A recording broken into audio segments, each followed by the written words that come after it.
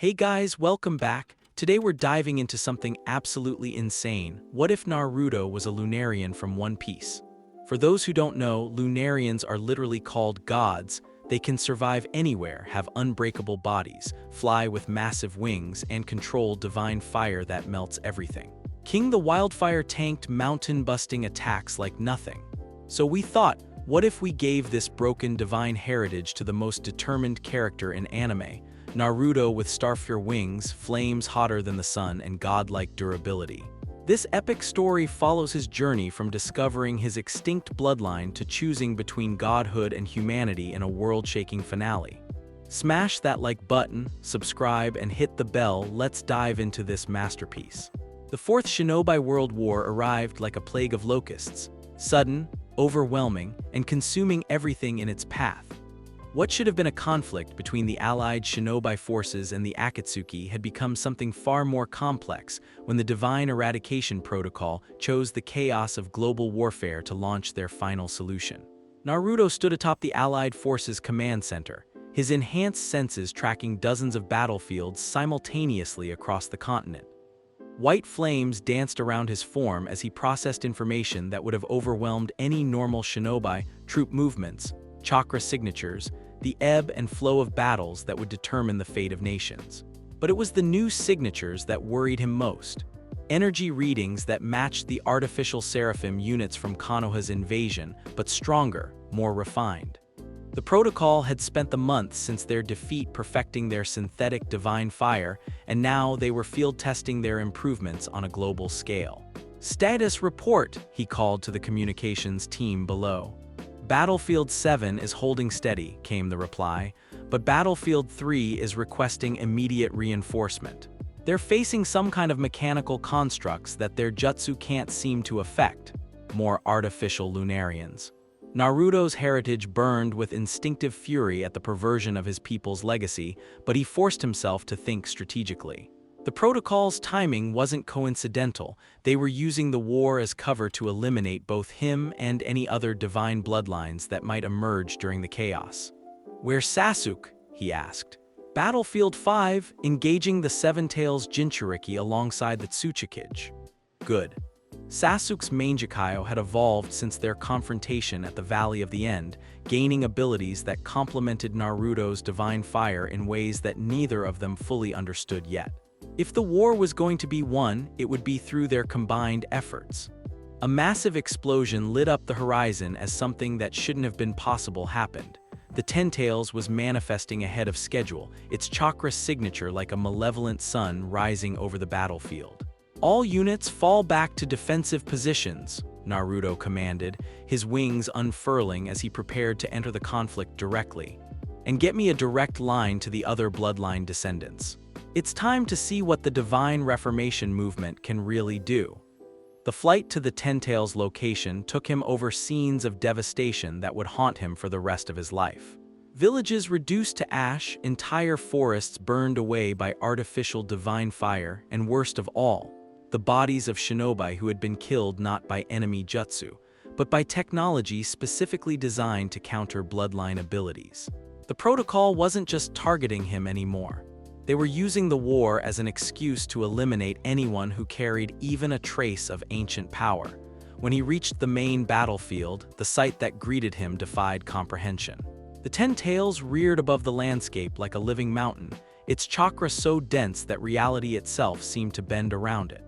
But surrounding the beast were dozens of artificial seraphim units, their mechanical wings cutting through the air as they engaged both the Ten Tails and the allied forces with equal enthusiasm. "They're trying to capture it," Naruto realized with growing horror. "They want to weaponize the Ten Tails." The thought of that much power in the hands of people who saw divine bloodlines as a disease to be cured sent his Lunarian heritage into overdrive. White flames erupted from his body with enough intensity to be seen from orbit, and suddenly every artificial construct on the battlefield turned in his direction. "Primary target acquired," their synchronized voices echoed across the wasteland. "Initiating Protocol Omega." The attack that followed was beyond anything Naruto had experienced before. These weren't the relatively crude machines from Konoha's invasion. These were perfected weapons, each one incorporating lessons learned from studying captured Lunarian remains. Their artificial fire burned with stolen authority, their movements carried the fluid grace of creatures that had been designed to hunt gods. But they had made one crucial miscalculation. Naruto was no longer fighting alone. Sasuke arrived first, his Susanoo blazing with Amaterasu as he carved through the seraphim ranks like a scythe through wheat. The black flames of his Mangekyo had evolved during the war, gaining properties that allowed them to burn through artificial divine fire without being contaminated by its synthetic nature. Then came the others, members of the Divine Reformation movement who had answered Naruto's call despite the risks. A descendant of the Uzumaki clan whose chakra chains could bind even the artificial constructs. A survivor of the Kaguya bloodline whose bone manipulation techniques proved devastatingly effective against mechanical opponents. A half-dozen others, each carrying fragments of power that the world thought extinct. "So this is what unity looks like," Sasuke said as he landed beside Naruto, his Susanoo forming a protective barrier around their allies. "Not bad for a bunch of supposedly dead bloodlines." "We're just getting started," Naruto replied, his flames shifting from white to something deeper, a color that existed only in the hearts of stars. "Time to show them what happens when gods stop fighting each other and start fighting for something." The technique they unleashed together had no name because it had never existed before, a fusion of Lunarian divine fire and Uchiha visual prowess that created something entirely new. Sasuke's Mangekyo provided the framework, mapping out enemy positions and weaknesses with impossible precision, while Naruto's stellar flames provided the raw power to exploit every flaw simultaneously. Combined technique.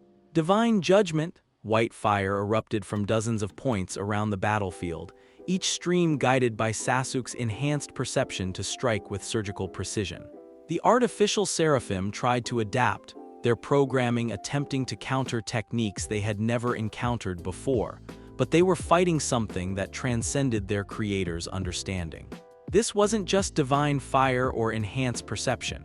It was the combined will of bloodlines that refused to be erased, focused through friendship that had been tested in stellar flame and found unbreakable. One by one, the mechanical constructs fell, their artificial flames guttering out as genuine divine power proved their synthetic nature inadequate.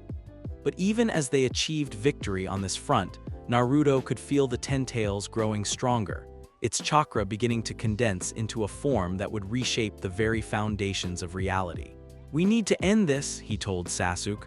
"All of it, the war, the protocol, the cycle of hatred that makes people think power has to come from suffering." Agreed. "But that's going to require more than just the two of us." Sasuke's Mangekyo spun as he analyzed the Ten Tails' energy patterns. "That thing is beyond what any individual can handle, even you." "Then it's a good thing I'm not planning to handle it as an individual."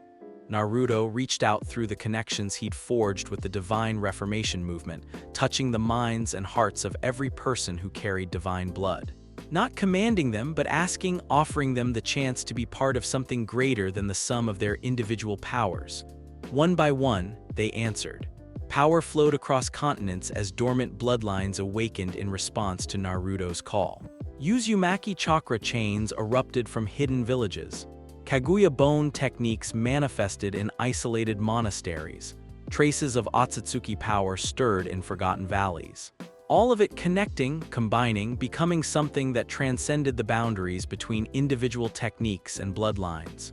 "This is impossible," one of the surviving protocol agents whispered as he watched his instruments go haywire.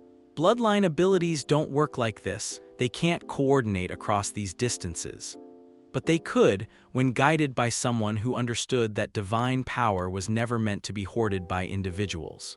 When channeled through friendship that had chosen unity over rivalry, love over fear, hope over despair.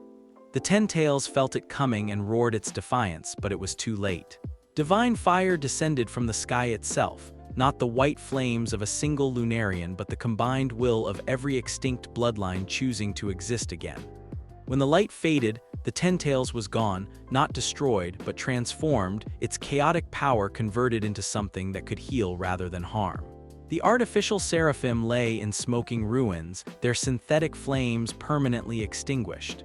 And across the battlefield, exhausted but victorious, stood proof that the age of isolated divine bloodlines was over. "So," Sasuke said as they surveyed the transformed landscape. "What now?" "Now we rebuild," Naruto replied, his flames dimming to a gentle glow. "Not just the villages or the alliances, but the entire relationship between divine power and mortal responsibility. No more hiding, no more shame, no more letting fear turn us into weapons." Around them, the other bloodline descendants began to gather, each one representing a fragment of power that the world had thought lost forever. They looked to Naruto not as subjects to a divine ruler, but as equals in a cause that transcended any individual heritage. The Fourth Shinobi World War was ending, but something far more significant was beginning. The Age of Gods hiding from mortals was over. The Age of Gods standing alongside them had begun. And in the ruins of the old world, something new and unprecedented was taking root, a future where divine fire burned not to dominate, but to illuminate the path forward for everyone. The war was won, but the real victory was still to come. The battlefield that had once been the Ten Tails' lair was now eerily quiet. Wind hissed across glassed earth, carrying the scent of ozone and ash. In the distance, allied med ninja hurried among makeshift tents, their green vests flashing in the light of still smoldering craters. Yet at the very center of the devastation, only two figures remained upright: Naruto, cloak of dimming starlight fluttering behind him, and Sasuke, Mangekyo eyes dulled to weary crimson. Naruto's enhanced senses told him what the field medics had not yet dared to say aloud. Chakra reserves were gone, morale was fraying, and pockets of protocol soldiers were regrouping just beyond sensory range. The war might be won, but the cost of victory already threatened to break the fragile coalition that had forged it. And then there was the new, quieter terror, Kaguya Otsutsuki's presence blooming like a dark moon beyond the veil of reality. Converting the Ten Tails into healing chakra had torn a hole through every dimensional seal the Sage of Six Paths once wove. Something ancient was pushing at that rent, searching for an anchor. Naruto pressed a palm to the cracked, focusing bracelet on his wrist. Starfire flickered fitfully, no longer the roaring inferno that had erased armies. Each flare skimmed life force he could ill afford to spend. Even Lunarian stamina had limits. Sasuke watched him with knowing eyes. "We ended one nightmare," he said, voice rough, "and dug up something worse. We're not finished." Naruto's tone was steady, but exhaustion rasped every syllable. "If Kaguya breaks through now when everyone's drained," he didn't finish. He didn't need to. Footsteps crunched over vitrified soil. Kakashi arrived first, one arm in a sling, Sharingan's scar bandaged. Sakura followed, cheeks still streaked with dried tears from patients she couldn't save. Behind them trailed representatives of every allied clan, and astonishingly, 3 elders from the Divine Eradication Protocol bound in chakra-blocking manacles. Each prisoner wore the same expression, equal parts awe, fury, and utter bewilderment. Their Godslayer crusade had ended with the Ten Tails turned into a worldwide healing network, an outcome no simulation in their databanks had foreseen. Soon it strode forward, medical cloak billowing. "Reports confirm dimensional instability," she stated. "Spikes match residual Otsutsuki signatures. If Kaguya materializes, we'll be back to extinction-level threat in under an hour." A hush fell. Even battle-hardened shinobi paled at the prospect. The protocol elders smirked as if to say, "Told you so, divine blood always courted apocalypse." Naruto met their gaze and felt something inside him settle. "This ends tonight," he announced, voice carrying across the plain. "I'll close the tier, and if closing it takes the last of my flame, fine. One life is cheap for a world full of them." The allies erupted in protest, but Sasuke's quiet "he's right" cut through the noise. Dimensional rifts feed on instability. Only a font of stable power can sew them shut. Naruto's stellar flame is the best candidate. "And yours?" Sakura demanded, eyes blazing. "My eyes can handle the spatial calculus." Sasuke's Mangekyo spun weakly. "I can guide the seal pattern while Naruto supplies energy." Kakashi's single eye softened. "A two-man sacrifice?" "Not sacrifice," Naruto corrected. Exchange, I'll pour the last of my Lunarian core into a containment seal. Sasuke threads it across the rift. When it closes, my flames will be gone, but the world stays. Silence. Then Tsunade let out a breath that sounded like a sob. Hokage elect decisions already, brat. You sure you're ready to trade divinity for duty? Always was, he said, and smiled the sun-bright grin of a boy who once scrawled graffiti on this very woman's office. Sasuke extended a fist. Naruto bumped it, sparks of friendship flickering between knuckles. No further words were needed. The ritual at ground zero of the healed Ten-Tails crater, Sakura, Kakashi, Gaara, Darui, and every surviving bloodline descendant formed concentric circles, living conduits to lock ambient chakra away from the tier. Above them, the sky split, gray clouds parting around a void of swirling pearlescent darkness. Within that maelstrom, silhouettes writhed, limbs too long, eyes too cold. Kaguya was close enough to taste the world. Sasuke raised trembling hands, Mangekyo patterns projecting geometric lattices of light. Trajectory fixed. Begin infusion now, Naruto closed his eyes, memories cascaded. Uruka's ramen smile, Hiruzen's gentle admonitions, Jiraiya's loud laughter, Kaido's dying encouragement, and Sasuke's stubborn loyalty. He funneled it all, love, grief, triumph, into a single point at his sternum. White fire burst forth, purer than ever, yet utterly silent. It streamed into Sasuke's lattice, writing luminous script across the heavens. Each glowing character patched another fragment of the dimensional wound. But every stitch stripped Naruto's aura layer by layer, skin paling from bronze to ashen, hair losing its silver sheen. Sasuke's vision blurred, but he kept weaving. Don't drop the pattern. If one line faltered, the rift would rebound with double force. A keening cry echoed from the void as Kaguya's emergence was throttled. In a final bid, a claw of moonwhite chakra speared through the lattice toward Naruto's heart. Sakura lunged, chakra scalpel forming, but arrived too slow. Sasuke interposed Suzanu's skeletal arm, black Amaterasu coating the claw.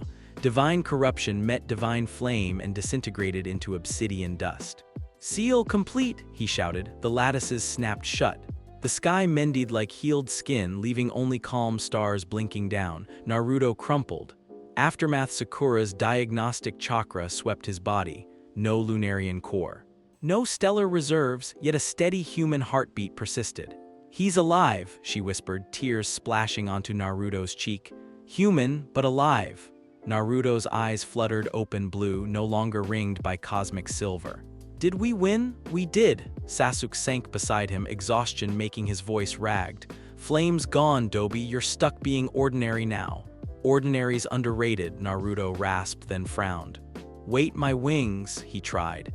Nothing appeared. Instead, chakra stirred in familiar whirlpools, Uzumaki, not Lunarian, a warm, terrestrial energy but vast in its own right. Tsunade knelt, relief softening her features. Looks like giving up starlight uncorked a reserve of plain old Uzumaki vitality. You'll live a very long human life, brat. Protocol prisoners stared, mystified. Their ultimate nemesis had willingly relinquished godhood. The irony tasted like ashes. Kakashi exhaled. World saved by a kid who decided being human was enough. Let's go tell the elemental nation's divinity just resigned.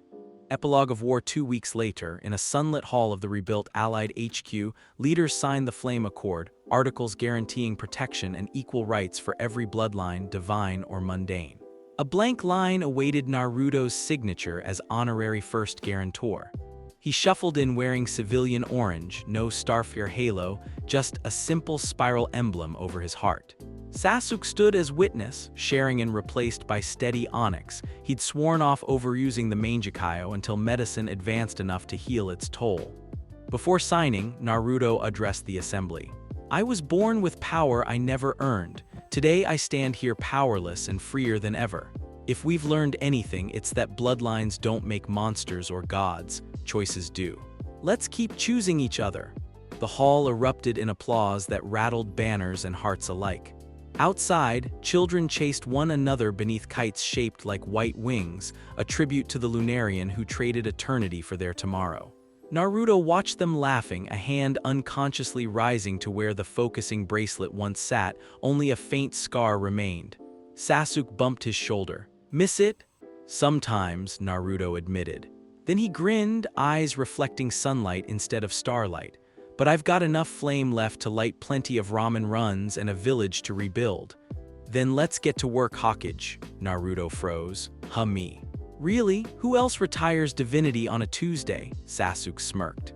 Together they walked toward Konoha's horizon, one carrying shadows reconciled, the other a last ember of celestial legacy now burning as simple human hope. The Age of Gods had closed with the rift, but in its place rose something rarer. A world where mortals chose to be extraordinary, hand in hand, flame to flame, forging dawn from the ashes of night.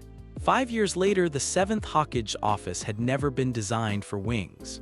Naruto discovered this the hard way on his first day when his ceremonial cloak, tailored with wing slits he no longer needed, caught on every doorframe and filing cabinet in the room. Now, half a decade into his tenure, he'd learned to navigate the space with the fluid efficiency of someone who had traded divine grace for human practicality. Sunlight streamed through windows that had been reinforced after the protocol's final assault, casting familiar patterns across reports from every corner of the elemental nations.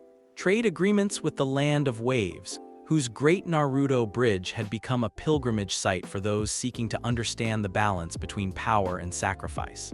Diplomatic correspondence from hidden villages that had emerged from isolation, their own bloodline secrets no longer shameful burdens to bear alone. And on his desk, a letter bearing the seal of the Lunarian archive, the school he'd established in the ruins of the old training ground where Kaito had made his final stand. More applications, Hinata said softly, setting down a cup of tea beside the growing pile. Marriage had changed many things about his life, but her gentle presence remained the constant that anchored him when the weight of leadership threatened to overwhelm his merely human shoulders.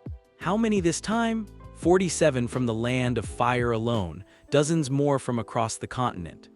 She settled into the chair across from his desk, her own Byakugan inactive but her perception still sharp enough to read the complex emotions playing across his face. Children whose parents want them to understand that having unusual abilities doesn't make them monsters. Adults who have spent their lives hiding gifts they never asked for, even some former protocol researchers seeking redemption, I suppose. Naruto picked up the letter, running his thumb over the wax seal that bore the symbol he designed, not the burning wings of ancient Lunarians, but a simple flame cupped in protective hands. The archive had become something unprecedented, a place where those touched by divine blood could learn not to wield their power but to live with it. Any word from the overseas campuses? The one in the Land of Water graduated its first class last month. May says their techniques for suppressing bloodline-induced berserker states are already being adopted by their medical corps. Hinata's smile carried pride and something deeper, the satisfaction of seeing dreams made manifest in the world. The Northern Outpost reports breakthrough progress with descendants of the Snow Clan. Apparently, ice and fire can coexist when properly balanced. Naruto chuckled, remembering his first encounter with Haku's techniques. How different things might have been if the masked boy had found teachers instead of masters, guidance instead of exploitation. A knock at the door interrupted his thoughts. "Come in," Sasuke entered, moving with the careful precision of someone whose vision had been partially restored through medical techniques that borrowed from bloodline research. The Sharingan was gone, burned out in the final battle with the dimensional rift, but his strategic mind remained as sharp as ever. "Status report from the perimeter teams," he said, settling into his familiar position at Naruto's right hand. Deputy Hokage wasn't a role he'd sought, but it was one he'd grown into with surprising grace. 3 more protocol cells neutralized in the past month. The survivors are requesting asylum rather than extraction. Granted, as always. The response was automatic. Forgiveness had become policy in the new world they were building. What's their intel on remaining operations? Scattered, demoralized. Most of their leadership committed suicide when the dimensional seal held. Sasuke's tone was matter-of-fact, but Naruto caught the slight tightness around his eyes. Even reformed enemies deserved some measure of grief. The few holdouts are operating more like desperate terrorists than organized military units. And our people? Adapting. The bloodline integration programs are showing remarkable success. Turns out when you treat divine heritage as a medical condition rather than a supernatural curse, people respond better to therapy. Naruto nodded, but his attention had drifted to the window, where construction crews were putting finishing touches on the memorial garden. Statues of fallen heroes dotted the landscape. Hiruzen with his pipe and knowing smile, Jirya caught mid-laugh with a manuscript in his hands, and at the center, Kaido wreathed in carved flames that seemed to dance in the shifting light. Each statue bore the same inscription. They burned bright so others might see the way. Naruto, Hinata's voice was gentle but insistent. The council meeting? Right. He shook himself back to the present, gathering the reports that would shape policy for the next fiscal year. Healthcare initiatives for bloodline-related conditions. Educational reform to include basic divine heritage awareness in academy curricula. Trade negotiations with nations that had previously shunned contact due to fear of supernatural contamination.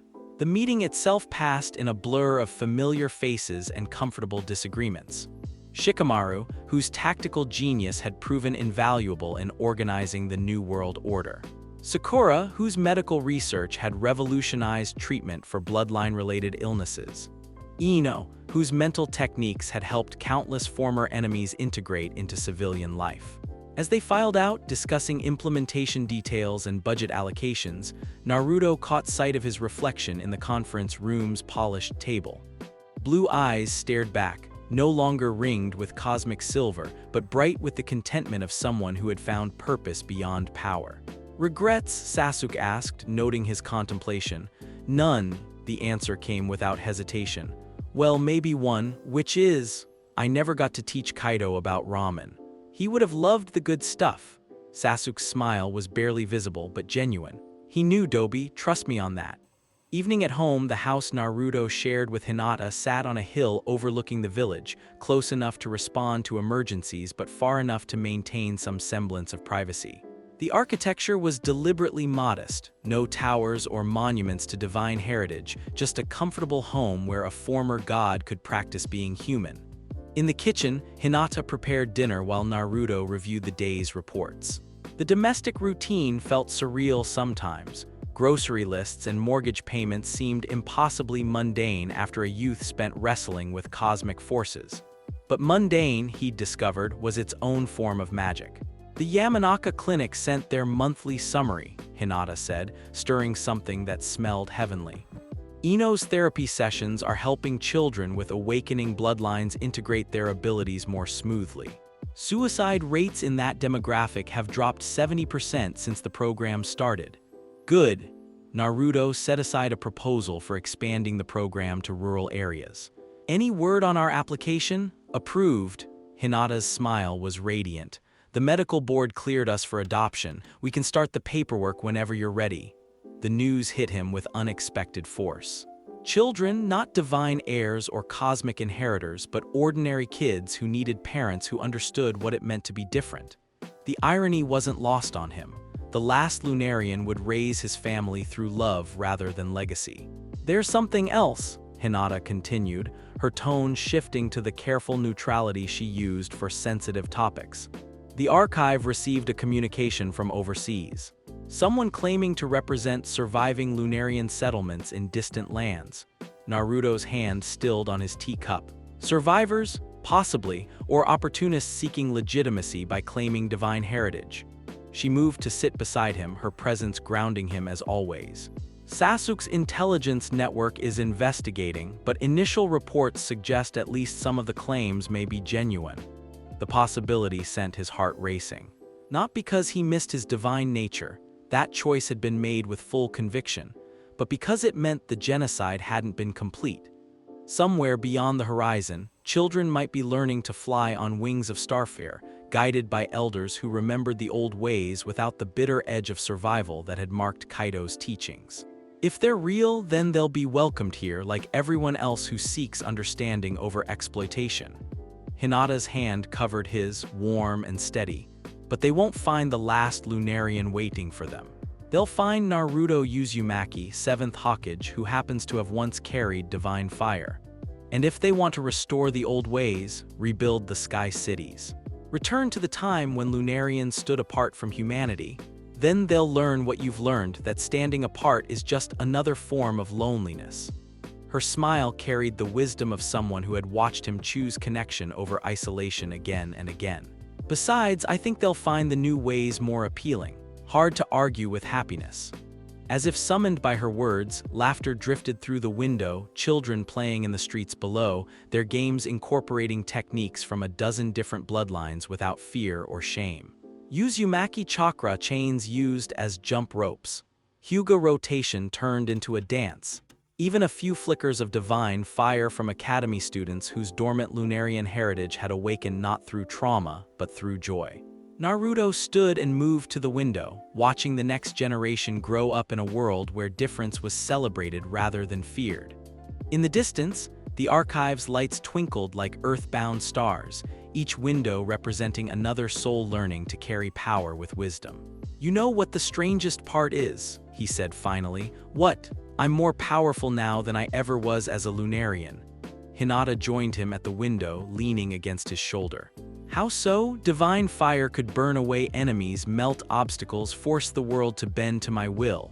He gestured toward the thriving village below. "But this," his hand encompassed everything. The laughing children, the reformed enemies working alongside former heroes, the quiet revolution of acceptance that had transformed an entire civilization. This required something beyond cosmic flame. It required hope. And hope, he smiled, the expression bright enough to rival any stellar radiance. Hope spreads faster than wildfire and burns longer than stars. In the growing twilight, the village settled into evening routines. Streetlights flickered on, windows glowed with warm lamplight, and somewhere in the distance, a radio played music that had never existed before. Melodies that blended traditional shinobi themes with innovations inspired by the cultural exchange the new era had fostered. The seventh Hokage stood at his window, no longer the last of his kind but the first of something new. A leader who had learned that true strength came not from the power to destroy, but from the wisdom to create. Around him, the world continued its quiet revolution, one small choice at a time, one extended hand at a time, one act of understanding at a time. The age of gods was over. The age of people, extraordinary, flawed, beautiful people, had begun. And in a small house on a hill overlooking a village that had learned to love its monsters, a former divine being practiced the most miraculous technique of all. Being human, the flame that had once burned hot enough to forge worlds now warmed a single home, and found that warmth more precious than all the cosmic fire that had come before. Some endings, Naruto reflected as he pulled his wife closer and watched their future unfold in the laughter of children below, were really beginnings in disguise. The best kind of magic wasn't in the power to change the world. It was in the wisdom to know when the world had changed enough. Epilogue 10 years later, the Lunarian Archive's graduation ceremony. "Remember," Naruto told the assembled students, his voice carrying easily across the amphitheater, "power is not about what you can destroy. It's about what you choose to protect. Today you leave here not as gods or monsters, but as guardians of your communities, your families, and most importantly, of each other." In the audience, gray-haired visitors from across the ocean watched with wonder as children who carried the blood of extinct races stood alongside those born to humble farmers, united in their commitment to use their gifts in service of something greater than themselves. The phoenix had risen from the ashes, and it had taught the world to fly, the end. And that's Naruto's incredible journey from the last Lunarian to choosing humanity over godhood. From awakening divine flames to that legendary final sacrifice, what an epic ride. What was your favorite moment? The insane Sasuke battle, Kaido's sacrifice, that mind-blowing finale? Drop your thoughts below. Don't forget to subscribe for more epic crossover breakdowns and let me know what broken character combinations you want next. Alright guys, peace out.